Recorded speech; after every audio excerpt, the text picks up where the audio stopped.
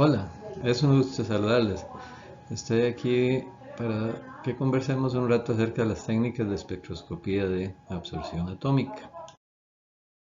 Gracias a la técnica de absorción atómica hemos podido desarrollar instrumentación muy eficaz y de alta tecnología que nos permite analizar una gran serie de elementos y de esta forma podemos medir sustancias desde porcentaje hasta partes por millón, partes por billón y mucho menos. Podemos analizar casi cualquier análisis elemental con excepción de unos pocos elementos. Todo análisis químico, ambiental, farmacéutico o cualquier otro pues requiere una serie de etapas para asegurarnos la calidad de los resultados. La espectroscopía de absorción atómica va a ser de gran utilidad en la medición de elementos.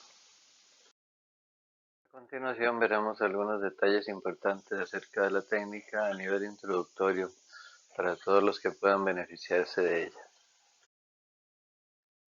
La espectroscopía de absorción atómica pues se basa en el principio de la absorción posible y cuantizada de los átomos de energía procedente de fuentes de su misma naturaleza, o sea que tengan exactamente las mismas energías que corresponden a la diferencia entre sus niveles energéticos. Esto para que se pueda lograr el fenómeno de excitación a través de una fuente de luz de las longitudes de onda características del mismo elemento. Una vez que el átomo ha sido excitado, pues este puede emitir esta luz y también pueden darse otros fenómenos como que la energía pues sea cedida al ambiente a través de calor, colisiones, etc. Históricamente la absorción atómica se divide en tres partes según su evolución que ha ocurrido entre los años 1959 y los 70, donde se dio su fundación, su descubrimiento y desarrollo a través del Sir Alan Walsh, profesor de una universidad australiana, y quien pues continuó los desarrollos históricos que han empezado por mucho tiempo y que luego se conectan también cercanamente hacia las modernas técnicas de emisión basadas en plasma o de masas también basados en plasma y que trataremos en la siguiente presentación. De momento entonces recordemos que tendremos absorción atómica de llama, tendremos una versión mejorada, electrotérmica o con horno de grafito, y además tendremos separación de volátiles que es posible hacerlo a través de la técnica conocida como vapor frío o de generación de hidruros.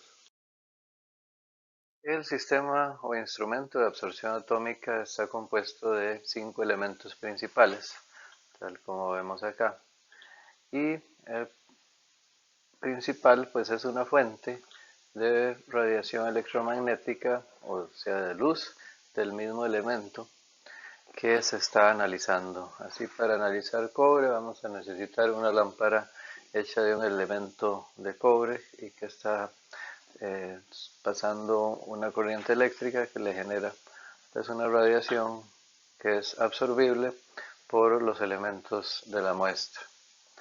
La muestra va a ser colocada a través de nebulización en un atomizador que corresponde a una llama, y por eso el nombre de la técnica.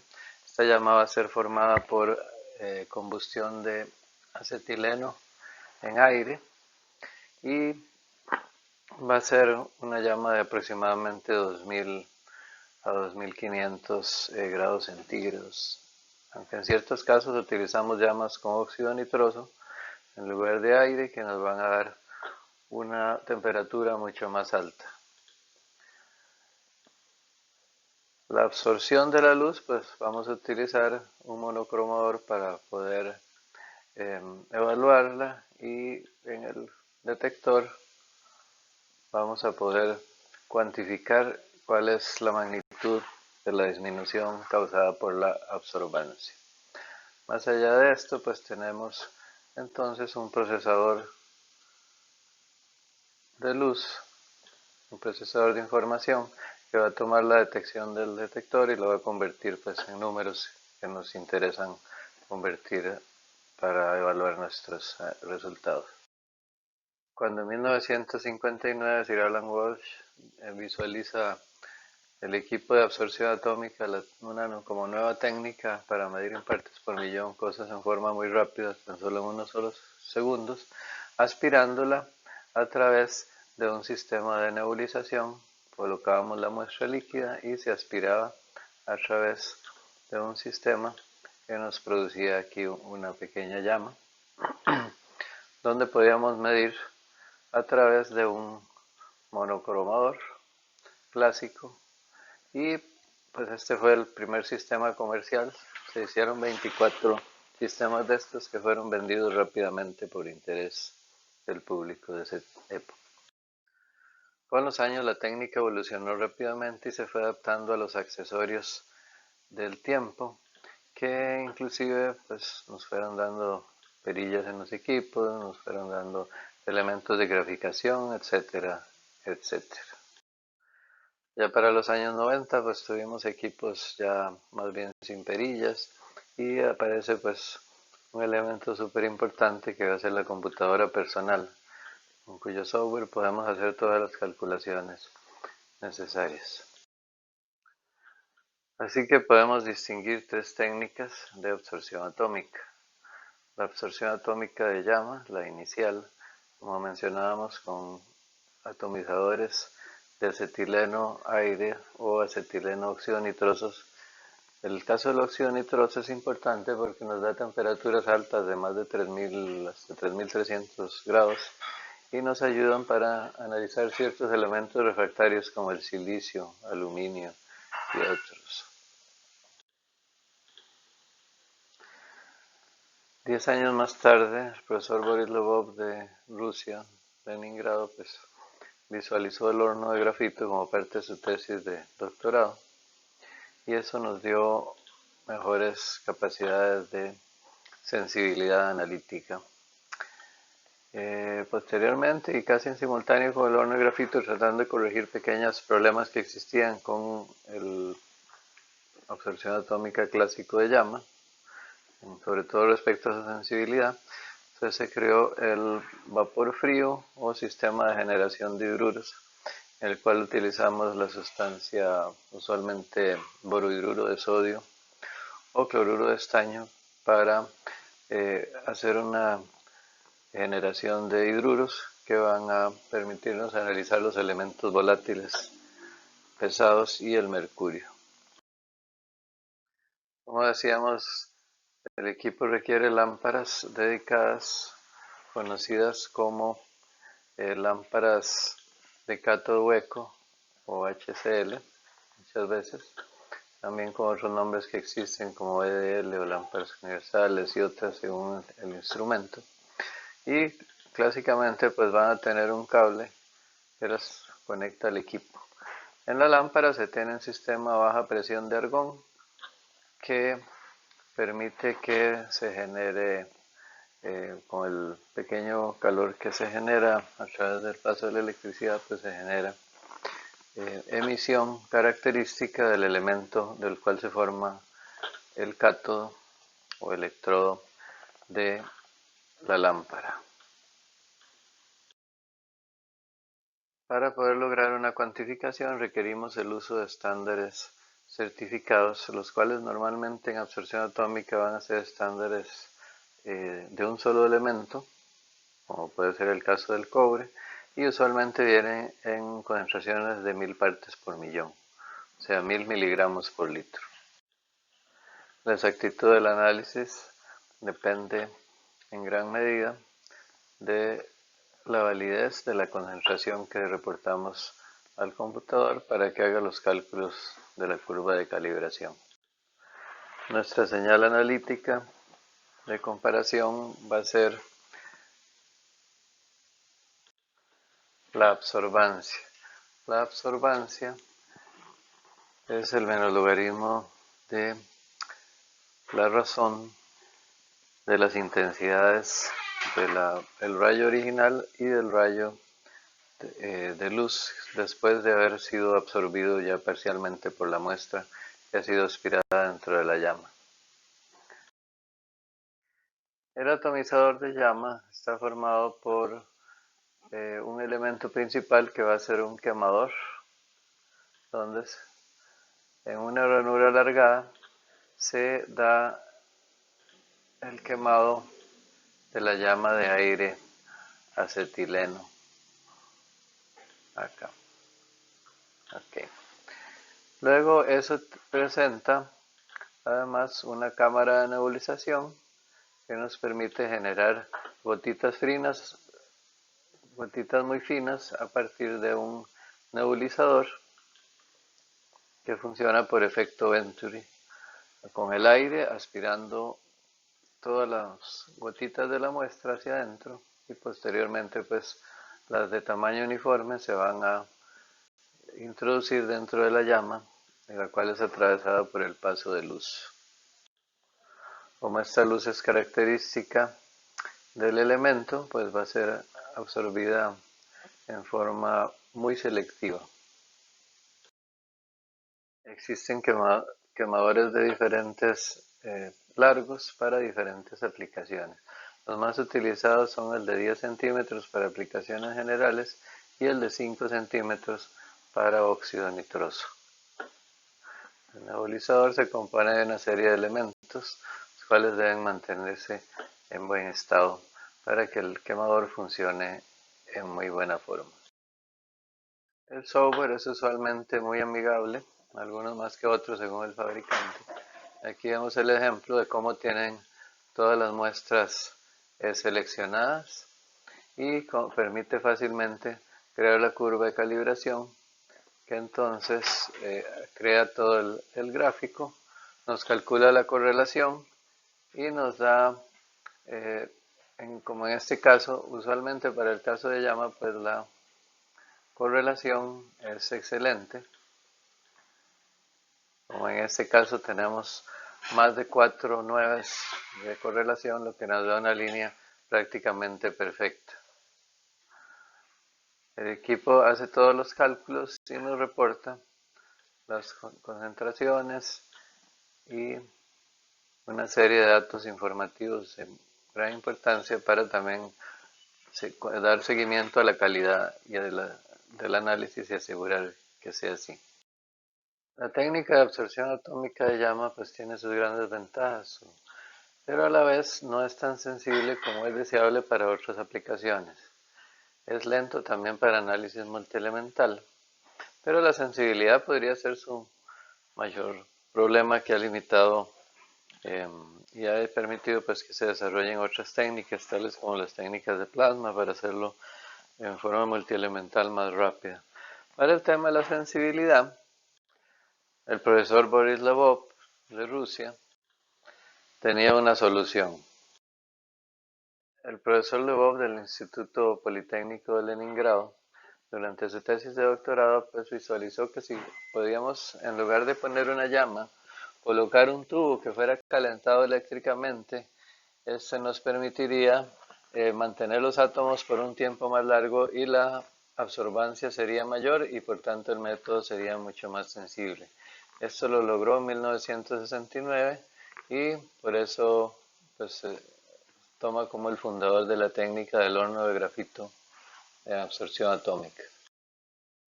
Básicamente el horno de grafito está formado entonces, como decíamos, por un tubo de grafito cilíndrico de aproximadamente 6 milímetros de ancho por 3 centímetros de largo, y entonces en este se coloca una pequeña gota de la muestra a través de una pipeta, y una vez que se ha inyectado ahí se da un proceso de calentamiento entre dos electrodos que rápidamente calientan a 2000 grados por segundo, causándonos una señal de absorción bastante grande. El aumento en sensibilidad es muy notorio respecto a la absorción atómica de llama, con factores típicos de por 100 veces más sensibilidad cuando usamos el horno de grafito. Aquí vemos diferentes tubos de grafito, los cuales son cortados en grafito y se les hace el orificio para introducción de muestra. También existen otros diseños como este de acá, son de calentamiento longitudinal y que tienen sus ventajas para ciertos tipos de muestras. Curiosamente el software se encarga de controlar todas las cosas en el equipo y hoy día siempre se recomienda tener un automuestreador. Aquí vemos el software donde está programado lo que estamos colocando. Tenemos a la vez la curva de calibración con una excelente correlación, a pesar de que en el horno de grafito estamos analizando a 100 veces o 1000 veces menos concentración que la que medimos en el caso de la llama. O sea, es mucho más sensible y podemos trabajar con cantidades muy pequeñas de unos pocos microlitros de muestra. La señal va a darnos un pico, como se muestra acá, que en el tiempo va permitiéndonos analizar por área cuál es la señal analítica correspondiente a este pico. El equipo de absorción atómica pues no es tan barato como es el equipo de llama, es muy sensible, nos permite analizar micromuestras, ¿verdad? 5 microlitros o cosas así. Es lamentable que aumenta un poco el tiempo del análisis, quizás unos 3-5 minutos por muestra, pero pues eso está bien. No es tan conocido porque pues alguna gente trata de buscar técnicas más rápidas, como es el caso del plasma, aunque ahí pues involucra alto costo, pero es también bastante aplicable a los 65 elementos que permite la técnica. Recordemos que estos elementos son pues principalmente los metálicos y algunos no tan metálicos. Aquí vemos algunas señales reales de elementos selenio, plomo, arsénico y talio, que son ejemplos de elementos pues muy importantes, en este caso en agua potable, ¿verdad? Son elementos contaminantes. En otros casos pueden ser elementos nutrientes y otros tipos que se puedan presentar. La aplicación de la corrección de background por efecto Zeeman o por lámpara de deuterio y otras técnicas que existen nos permiten aislar los picos analíticos, en este caso rojos, con respecto a algunos fondos o backgrounds causados por ciertas muestras difíciles, como es el caso de muestras ambientales, algunas muestras biológicas y otras que puede ocurrir. Además de llama y horno de grafito, existe una técnica que es más o menos cercana al horno de grafito, pero utiliza una celda mucho más larga y de cuarzo, de unos 15 centímetros de largo, y esta celda permite vaporizar los elementos volátiles tales como mercurio y otros volátiles como arsénico, selenio, antimonio. Esta celda se puede automatizar, tal como en los equipos que se muestra acá, para hacerlo en forma automática.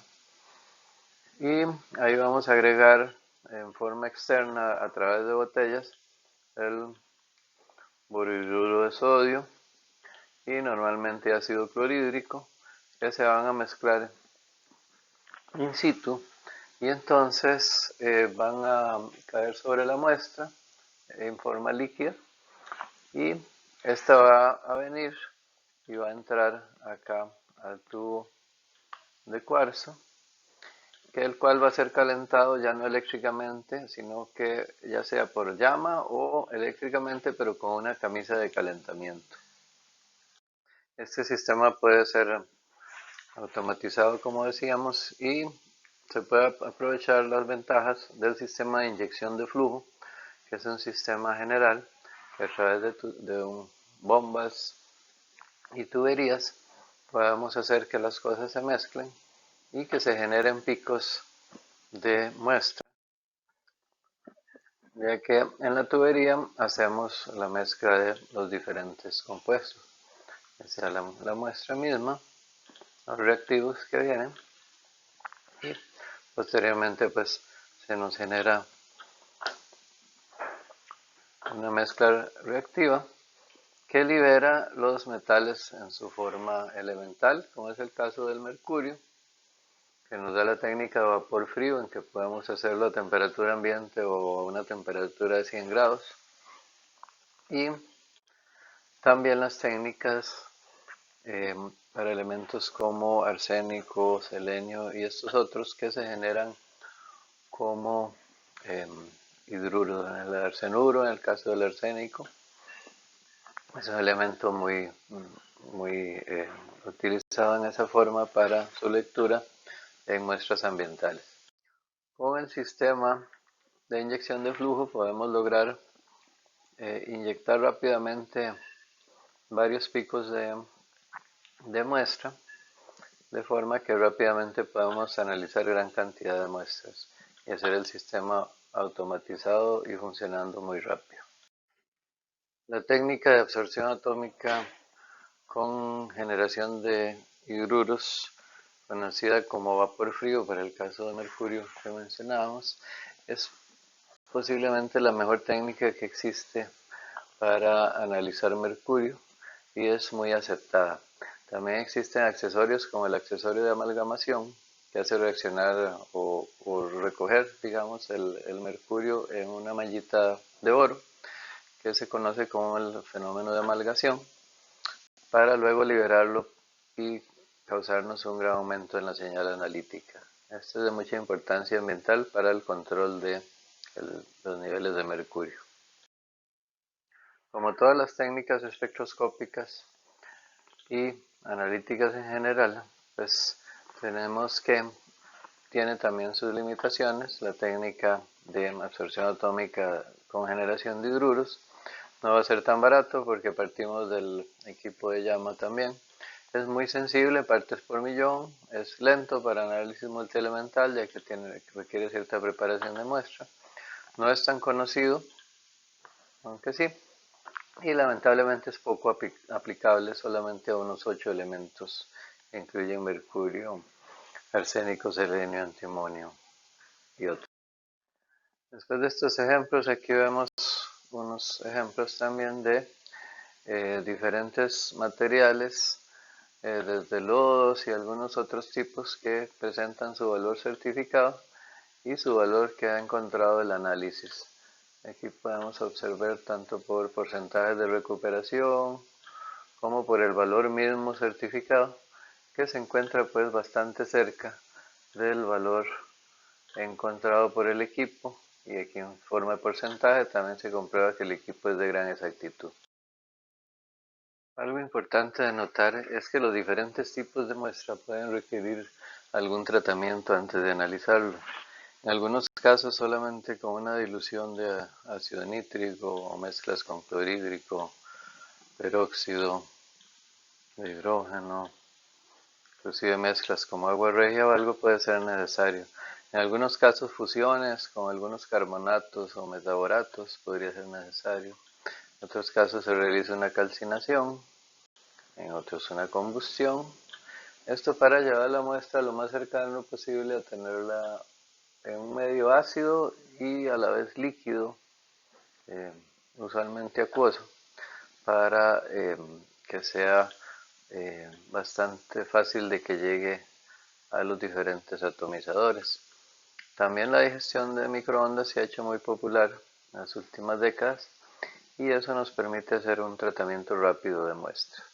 Algo súper importante siempre va a ser evitar la contaminación y pérdidas que pueden ocurrir a niveles de partes por millón y sobre todo a niveles más bajos como ppbs y ppts y hasta menos, que permiten medir algunas técnicas de estas. Bueno, espero que toda la información presentada les haya sido de utilidad y que les abra su camino para mayor exploración en la técnica, y espero que lleguen a utilizarla, así como las técnicas de emisión de plasma que estaremos hablando en la siguiente parte de esta charla. La espectroscopía de absorción atómica fue y será una de las principales técnicas analíticas por su gran estabilidad, por su gran robustez y por su excelente precisión y facilidad de uso. Por eso seguirá siendo usado. La absorción atómica es un complemento muy importante hoy día en las técnicas de plasma, ICP óptico o ICP de masas. Continuaremos con estos en breve. Gracias de nuevo y que tengan un excelente día.